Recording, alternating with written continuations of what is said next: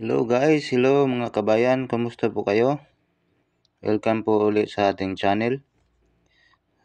So tutorial natin ngayon guys, patungkol po sa kung paano po i-roaming kapag nakalimutan natin i-roaming sa Pinas yung mga SIM card natin at yung mga SIM card na Globe or Smart o anong SIM card man yan.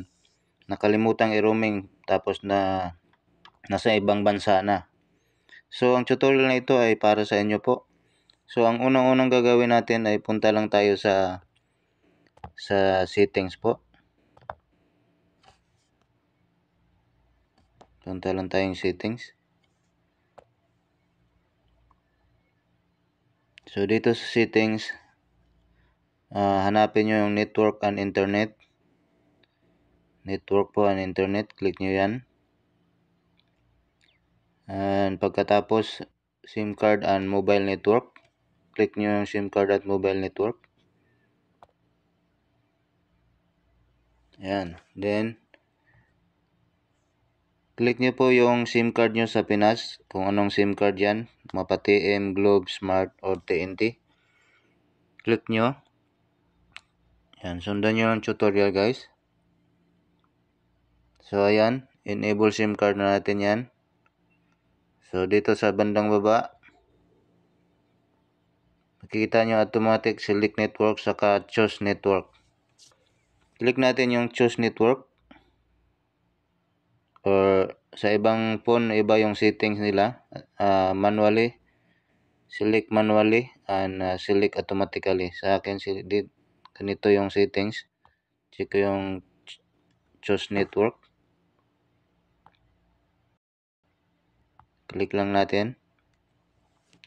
So ayan guys, medyo matagal yan mag-open guys. Yan, hintayin nyo lang. So dito guys, yung Globe ko guys, kasi naka-roaming na ako guys. Naka-roaming na po ako. Ang Globe ko nakakonect po siya sa STC, KSA, dito sa Saudi Arabia. So depende po yan kung saan nyo i-connect yung yung mga mga SIM card nyo kung anong network dito sa ibang bansa. So try natin guys dito sa KSA, Zain KSA. Select lang natin yan. Disconnect natin yung STC. So, pwede kayong mamili dyan kung saang network nyo kung i-connect yung SIM card nyo. Kasi yung iba, walang signal sa mga lokasyon nila sa kung saang banda kayo. Yung walang internet provider. Hintayin lang natin yan, mga 1 minute po yan mag-choose network po kung ililipat nyo sa ibang network. So ayan guys, hintayin lang po natin, medyo matagal-tagal po yan.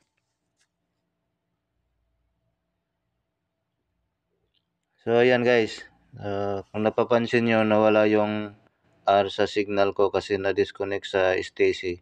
Kininig sa ibang network sa Zain. Try natin guys para makita nyo. So napapansin nyo sa signal ko wala ng R. Kanina may R kasi naka-roaming yun. So dito guys, ayan select network sa NKSE unavailable. So yung NKSE sa Globe ko guys, dito sa area ko wala po, hindi po sila hindi po sila pwede magka-connect. So sa STC naka-connect ako guys. Try natin sa mobile guys. Dito sa mobile. So disconnect ko yung sa Zen kasi walang signal. Dito sa mobile tayo. So ayan, mobile okay din mobile guys. Lumabas yung roaming guys. So yan, naka-roaming na tayo. So sa hindi naka-roaming sa Pinas, gawin nyo lang po ito. Madali lang po ito na tutorial. So dito naman guys, balik tayo sa choose network. Pwede nyo rin i-select automatically guys. Ito click natin select automatically. So ayan guys. So yan. Yan. Hintayin nyo lang guys kung i-select automatically nyo guys. Mga 1 minute din yan bago mag-connect. Yan.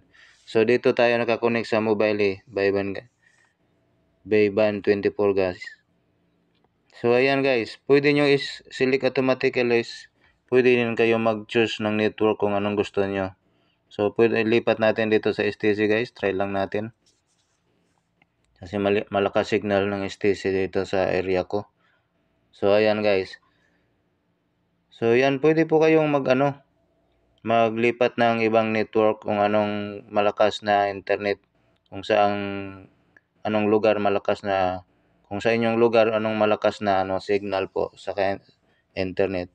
So ayan guys, yung hindi nakapag-roaming sa Pinas, gawin nyo lang to para ma-roaming yung mga SIM card nyo dito, mapag-Globe, Smart, TNT or TM po.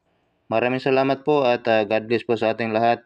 Huwag kalimutang mag-subscribe, like and share po sa video natin. Thank you po and God bless sa ating lahat.